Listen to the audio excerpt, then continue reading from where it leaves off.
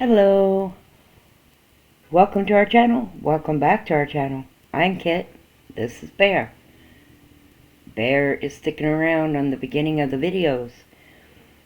The next book is about Lawrence, whom is the best friend to the present High Priest.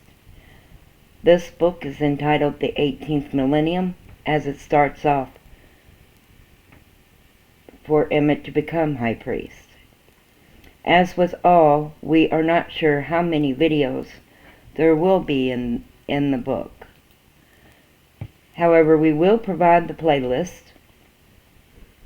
When it's over, then when the playlist is finished, then you can watch the whole playlist and wait till then, or you can watch it as it comes out.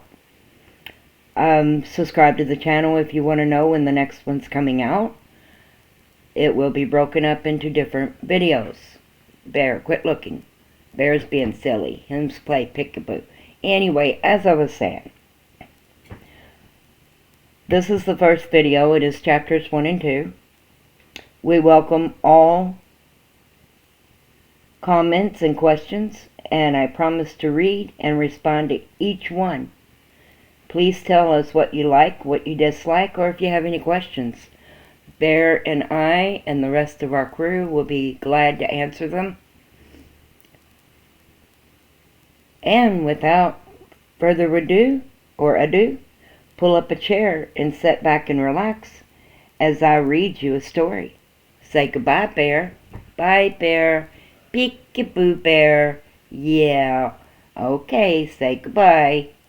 Goodbye. Him's miss you all. He'll see you at the beginning of the next video. Or the next book, that is.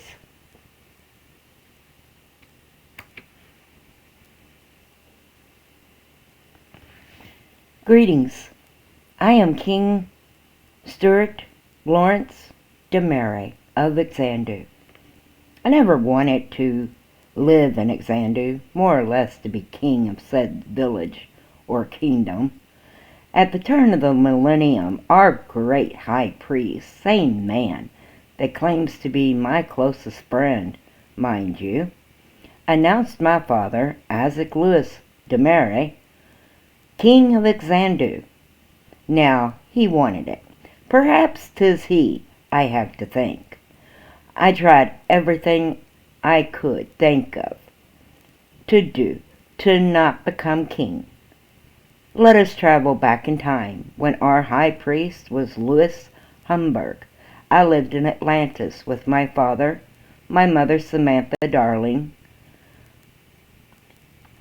my brothers, Lawrence, Steward, whom is my twin, and everyone referred to as the good one, for he never got in trouble, and he never knew Emmett. Well, he did know Emmett, but he didn't run with Emmett. And he also achieved 2 years further in classes than I. And you'll find out why that was. It wasn't like I was dumb or anything. But since he was higher in classes, everyone said that he was older. The older brother? Are you serious? We were twins. How did that come out? Anyway, Steve and Isic was our other 2 brothers. We had 2 sisters, Angela and Sophia. This is my story, my biography, from the time I met Emmett Humburge to the time he presented me king of Xandoe. Come along. Listen to my story. I hope you enjoy it. Lawrence, the 18th Millennium. Chapter 1. We had moved from the continent of Aztec. My father had taken a position in the royal circle of the high priest. Now, if you are not familiar with our world, the circle is a branch of decree enforcers. On the world, you would call them law enforcers. Alright, a decree is a set of laws for those who are not of the garden. We on the garden do not have laws, we have decrees. We do not use the word law as those not of the garden do. As I told you, my life story is going to be quite interesting. I will try and assist you to understand our language and our way of life. As you may or may not know, our society is not as it is on the world. It is close. However, we have practically everything the world has, with the exceptions of automobiles and firearms, and those two items we prefer to keep it primitive. We have swords, bows, and items of that nature. We have mirrors, or as you would call them, horses, camels, and such. We also have flight animals, such as unicorns, dragons, eagles, and animals of that nature. Alright, I seem to get off track. Let me try and get back on track. Just a few forewarning, I do and will get distracted on some subjects. I believe that may assist you to understand our world a little better, or a lot better. As I mentioned, it does differ from yours, if not slightly. As I was saying, my father took a position with the royal circle, whom are those in service of the high priest. It was the 17th millennium. Oh, here we go again. Off track. I may never get to the story at this rate. A millennium is the length our high priest serves. Yes, we have longer lifespans than those of the world. Majority of those of the garden live until they become sick, that take their mortal life, or have their life taken by another that ends their mortal life and immortal life. Perhaps I should explain this a little better. We have 3 lifespans on the garden. Mortal, whom is anyone without the gift of the garden, meaning they can become sick and die. Die is not a word commonly used. We do have it. It is just not used. We use the words life passing or just passing, as those of the garden do not actually die. We pass out or over or out of our physical form and pass into Asgard or heaven or the Lord's kingdom, whichever you would like to call it. The kingdom being of Odin or of Prometheus. I will warn you, there is nothing simple about the garden unless you are from the garden. A little humor there. However, it is very true. The gods like to make things complicated. Anyway, where was I? Oh yes, lifespan. The second lifespan is referred to as immortals, whom is any that obtain the life gift of the garden. This means they can only pass if their heads are taken or their heart is removed from their body, which pretty much would end anyone's life. However, if their head and heart remains intact, then they will return. We call this going through twilight. No, it's got nothing to do with vampires. Well, not vampires on your world. Anyway, twilight is the state that an immortal travels through when their life is taken, and they return, waking up from twilight. Twilight is very painful. It is something we do not relish going through. The last thing is the immortal. Those that, no matter what happens, they seem to return, even if their heads are taken. An immortal will return as he or she was when he or she's life was taken. Again, off my story. It will happen again, I know. I almost guarantee you. Alright, Lewis Humburge was the 16th and 17th millennium high priest. So everyone gets the millennium mixed up. Some will say he is the 16th, others will say the 17th. Alright, I am going to just stay off story for the next bit, as I need to explain levels to you, or you will not really understand the start of my story. I may never get it started.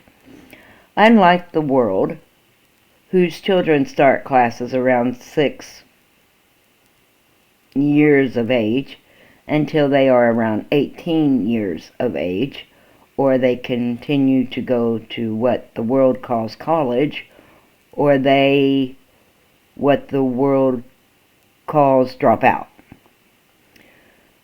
The world word for this is school. We do not have schools. We have education centers. We also do not have a word college. We have finishing levels. Now, with that said, we go to class from the years of 1 years of life to 21 years of life. We are aged by our levels in classes, as we do not keep track of ages, so to speak. Years of life, yes, however, not ages. And after classes, we no longer keep track of how old we actually are. We cease aging when we are around 25 years of life, unless a person has agenting, which causes them to age, and it is a disease and there is no cure. Agenting causes a person to pass, as the world would say, of old age. We are also transferred, not born, as they are on the world. The transfer means is that the fetus will emerge from their mother around 4 or 5 months after the heart beats, and the astro is stable. The astro is like a soul. Then the fetus is placed in a birth case and completes its development. When the fetus is completely developed, she or he will begin to cry, informing the birth clerics that they are fully developed and ready to breathe natural air. Now, hopefully, back to my story, we have jumped off subject, I believe, 3 times, and we are still on chapter 1 of this biography. Odin help us. We lived in the kingdom of Atlantis. I was in 6th level of classes. It had been my first day at an education center. Oh, by the way, we also go to classes 5 days a week and 9 hours a day. I attend Atlantis North Education Center. It was the end of the class day, and I was stepping out to the rec area,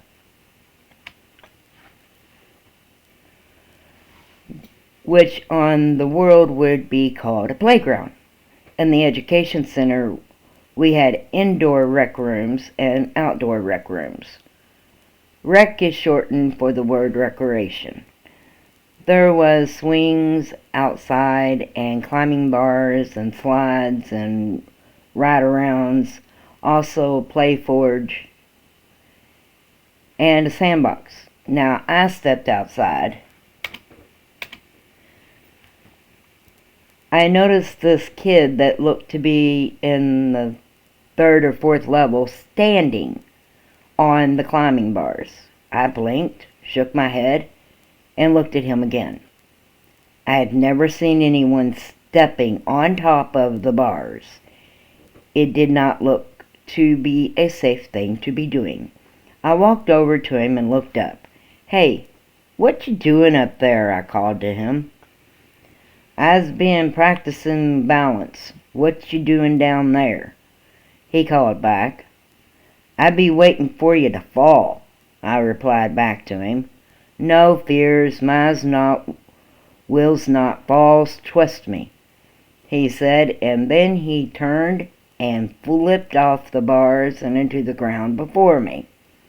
I could feel the gift of the garden that the kid had, as I have gifts also. However, this kid's gift were a lot stronger than mine. "My name be Emmett," he told me. "I am Lawrence," I replied, feeling strange towards him. As he placed his hand out, I took it, and we shook hands and released. As he touched me, that odd feeling I felt became greater, and I had this urge to want and keep him safe, to protect him, as if he was one of my brothers. And that did not make much sense to me at the time. I felt strange towards him. I could not explain it. Then I saw members of the Sultan Circle come toward us. They were the sons of the high priest. I had met them the day we arrived in the kingdom, about a week passing. As they came closer, I thought we were in trouble for something. There was only 3 of them at the time. I really did not know their names. I moved to one knee and bowed my head. "What you doing that for?" Emmett laughed as they ceased walking and stood before us. "E, you had best move your arse. Dad is going to scream if you're late again," I heard one say, and my eyes widened. He was one of the sons of the high priest. Yeah, I heard you. This be my new friend Law, something. I knows he says Law," Emmett said, and I laughed. "Law is fine, your highness. Yet it be Lawrence," I replied. "Nice to meet you, Law or Lawrence. I am Danny, and there is no need to kneel. We are not our father, nor in the castle," Danny said. He pointed to the other 2 with him. "This is Paul and Daniel. And Emmett Humburge, we best be going," Danny said as I stood. "Yeah, all's right. Laws, I catch you later," he told me, and I watched as he went with his 3 brothers across the rec area, and I stood there like a stunned fool. I thought perhaps that was why I felt as I did, because he was a Humburge. That was the beginning of my and Emmett's friendship. Chapter 2. From the first time Emmett and I met, we became friends. I continued to have this urge to protect him. I never understood why, and to this day still do not. However, I do have that urge to keep him safe.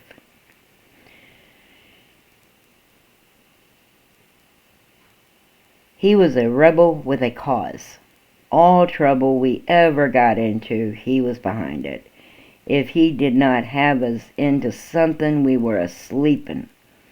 I had remained in 5th level until he was in 5th level, for he was only in 3rd. Then I started to pass my levels again. Everyone knew, or everyone thought, Stewart was older than I, and we were twins. Not sure how they figured that one out. However, it did not bother me, as Emmett and I were now in the same level as time progressed. We had a group of friends that were always together. We were the Atlantic Rebels, and as I said, Emmett had a cause. There was around 15 of us, Emmett and I, of course, and there was Charlie, Donnie, and Alex, and Daniel. Cyrus and Maverick was the guys. The gals were Emilita. We all called Emmy. She was Emmett's twin sister. Partina, who was Emmett's girlfriend, Princess Juanita, who Emmett wanted to be his girlfriend. However, she was the first daughter of the king and promised to the Millennium High Priest, who all thought was Emmett's older brother, Scott. So King Leon, her father, would not let her date Emmett. He wouldn't let her date anyone. However, Partina and her were best friends, and were you seen one, you seen the other. So in reality, he was dating them both. Then there was Stockard. She was Juanita's little sister, and a very cute kid. Then Caroline, who was my on and off girlfriend. We fought all the time. Then Allison and Jennifer. Other than the mischief we got into, we were younger. When we were younger, there's not really anything to tell until we were in higher levels. One thing, I loved Emmy. However, she would not date me, as I was too much a brother, and it would just be weird. I once told her Weird was my middle name, and she informed me it was not, that my middle name was Lawrence. So I dated Caroline, and you'll see how that came up. We were all sitting in the square in the kingdom on some outside tables. We were not bothering anyone. We were not even being loud. However, we were in front of Miss Beamer's jewelry shop. Guess that was our crime. She hated kids. Actually, I think she hated everyone. She had agenting and was cranky all the time. You children need to move along and play somewhere else before I contact your fathers. There is no need to be loafing about out my shop. Scatter with you, she said, moving her hand away as if she was shooing a fly. We's were not bothering no one, especially you. You need to get back into your shop and let us be, Emmett called back to her, shooing her off. This is my shop, and I said get before I call for the guards, she told Emmett, and he jumped off the table, shook his head at her. You are just a think. No one bothering you, and we are going, he said as he motioned all of us to move with him. We were all around 7th to 9th level in levels, and we were not bothering the mean, rude woman. Would it not be funny if and her showed up to her shop one morning and her tables were plumb out on A Street? I said, laughing. Yeah, man, that would be funny. I bet you she would be mad as a sheen, Cyrus said, laughing. You guys are mean. Maybe we were talking too loud and disturbing her, Juanita spoke up, saying. That woman disturbs herself, Charlie said as we made our way to the play garden. When we got to the garden, I jumped up on the table where Emmy was and put my arm about her. We had a dance on the 6th day of the week of the education center coming up, and I wanted Emmy to go with me. You really should go to the dance with me, I told her. She looked up to me and laughed. That would be like going with Emmett. No way, Law. You can go with Carol. She really likes you, she's told me. She likes the fact I am known as a prince, I told her. You sure about that? 'Cause she told me she thought you's adorable. I told her you was, and she became awful jealous. Until I told her you like a brother to me. Then her calmed down and was friendly again, Emmy said. Imagine that. Maybe I will think about it, I told her, and she leaned against me as if I was her brother. If in-law takes Carolyn to the dance, she's going to start wanting to be around him. That means around us. That girl hates me, Partina spoke up and said. "Naw, her do not like you 'cause you a peasant, and her noble, and think her better you," Stockard told Partina, who was the youngest of the group. As Juanita and Partina was sitting on each side of Emmett, "I have news for little Miss Stuck-Up. She is not, and I will tell her so if and her not be nice. She wants to pull society rank. I can pull and will," Juanita said. "All right, we will just see. No squabbling with a girl not even here or around us yet," Emmett said. I started to laugh as the girls called and looked to him with a look to tell him to stay out of it. I thought I'd best change the subject before E was in hot water with both chicks. "Hey, E, who you going to the dance with?" I asked him, knowing the answer. I asked Juanita. She said no. I asked Partina. Get this. She said she would ask Juanita. Then after lunch hour, she told me yes, she'd go with me, and Juanita go with her. So I go on with both of them, he said, and we all laughed. "You knows father would have a sheen if'n I went with you, and he would say no. He would not let me go to that one dance with Mike," she told him. Yeah, I know," Emmett replied. "We gotta go.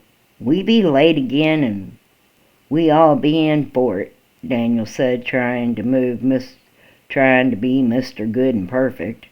We all left the garden and took the girl home, then moved to Valhalla, where Emmett lived, and we said our farewells. I always made sure he made it home before going home myself. Some reason I felt I had to. I also would be there in the mornings before classes and go to the education center with him. I've done this since the first we met. My father thought it was good, as one day I would serve on the circle like he does, and Emmett would be one of the Sultan members when he reached the right level. All right, thinking I would serve with him. Really, I already knew I would. I would become a guard of the Sultan circle so I could keep an eye on Emmett and see what he does next, or what he don't do, as he would be an officer. We were sitting in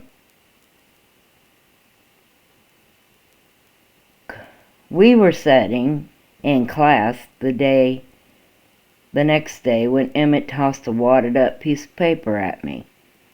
Him and I had Odin's ability, and we could speak silently to one another. However, we had to be looking at one another to do it. I turned to look at him.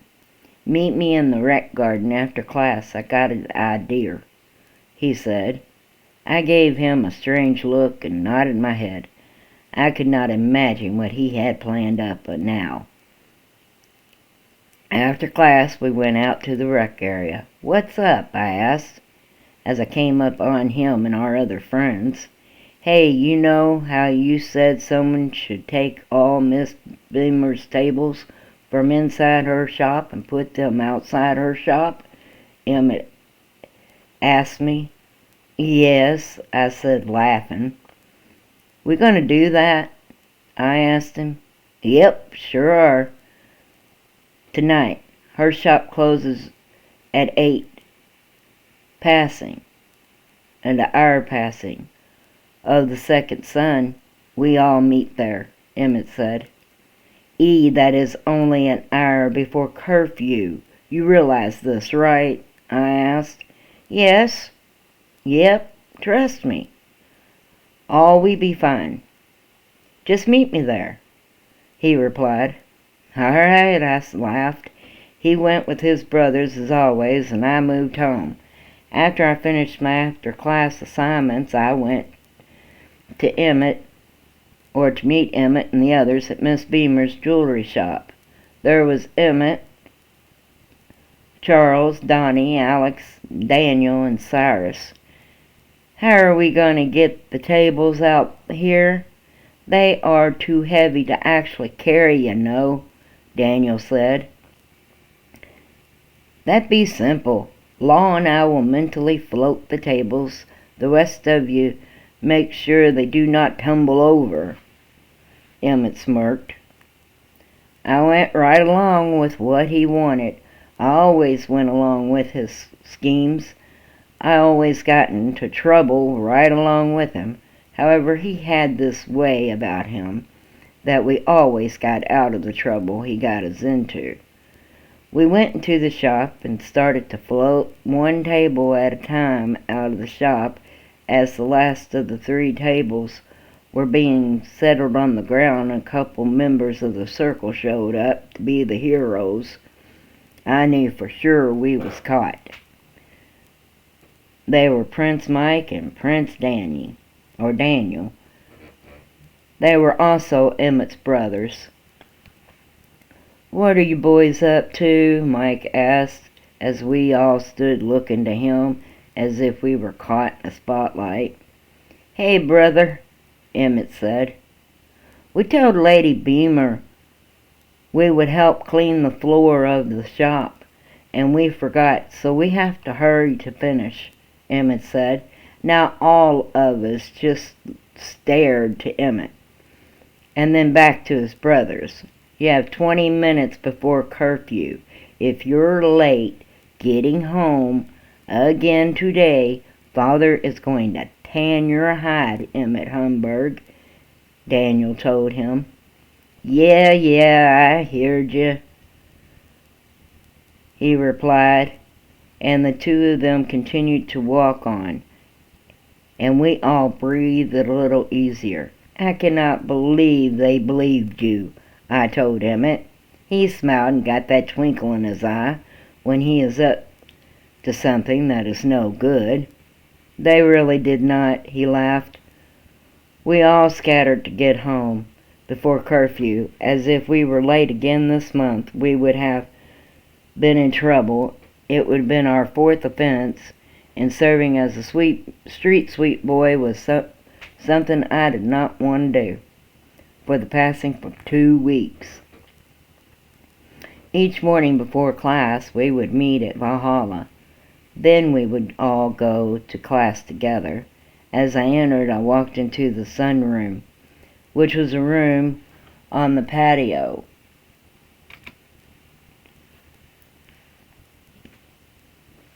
Off of the palace of Valhalla. When I walked in, I saw that Charles and Alex were there and having breakfast. Also Lewis and 2 of the priestesses, the high priest Vivian, or the high priestess Vivian, and Beverly was one of the other priestesses. They were eating as Lewis was reading the Kingdom Journal and drinking his coffee.